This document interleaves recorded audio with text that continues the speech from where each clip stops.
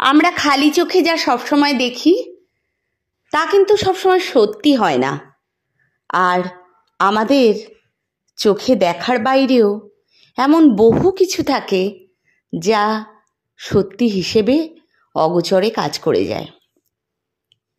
এমনই একটা দিনের ঘটনা। আজকের দিনে ট্রেনে অন্য দিনের তুলনায় যাত্রী সংখ্যা বেশ কম ছিল। সুরেখা একটিমাত্র খালি জায়গায় নিজের অফিস ব্যাগ রেখে পাশে বসে পড়ল। পুরো কামরায় কিছু পুরুষ যাত্রী ছাড়া আর কোনো মহিলা ছিল না, শুধু সুরেখা। সময়টা রাতের। বেশিরভাগ যাত্রী ঝিমোচ্ছিল অথবা ঘুম ঘুম ভাব নিয়ে চুপচাপ বসেছিল।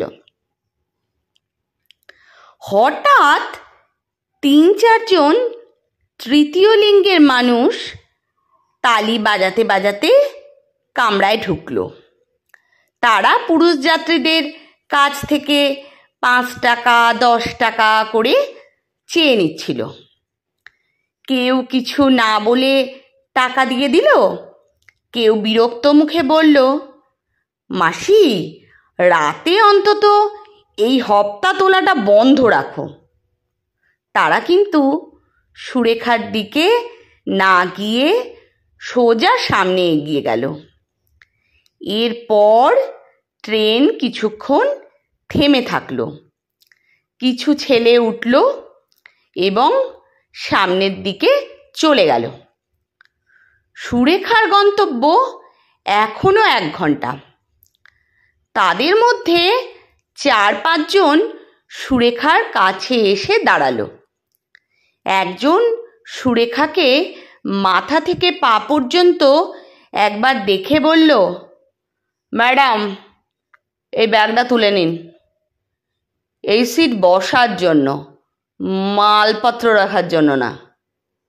তার সঙ্গে ছেলেরা বিকৃত হাসিতে হেসে উঠল। সুরেখা ব্যাগ তুলে নিয়ে নিজের জায়গায় সিটিয়ে বসল। তারপর সেই ছেলেরা একে একে সুরেখার পাশে বসে পড়ল।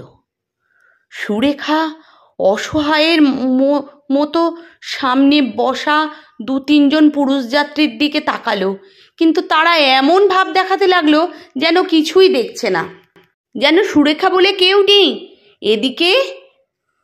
এদিকে এক ছেলে তার আঙুল দিয়ে সুরেখার বাহুতে স্পর্শ করল, আর বাকিরা আবার সেই বিকৃত হাসি। সুরেখা উঠে দাঁড়িয়ে জোর গলায় বলল, ওহে মিস্টার, এটা কি হচ্ছে?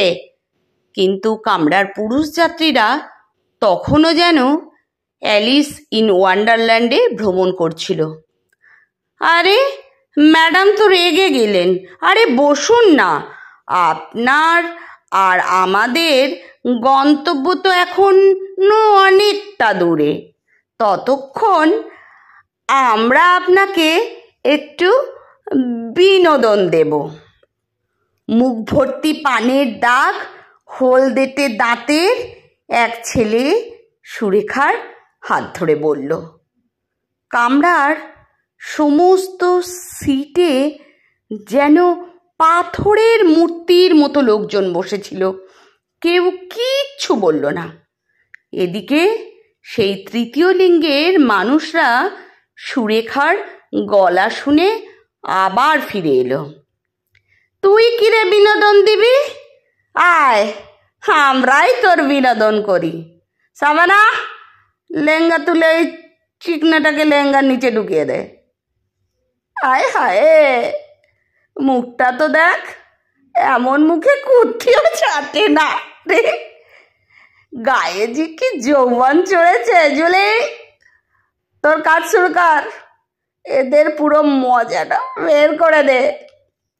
জুলি নামের বিশাল দেহের তৃতীয় লিঙ্গের সেই মানুষ যখন ছেলেদের দিকে এগিয়ে গেল, তখন সবাই একে একে কামরার দরজার দিকে ছুটল। ট্রেন ধীরে ধীরে চললেও তড়িঘড়ি করে লাফিয়ে বাইরে নেমে গেল।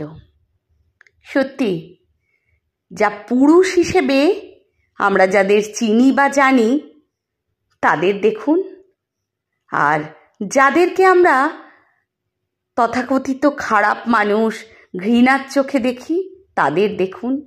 সুরেখার ভেজা চোখ তখন কামরার তথাকথিত পুরুষ যাত্রীদের দিকে পড়ল, যারা তখনও চোখ নামিয়ে নিজের মোবাইলে ব্যস্ত।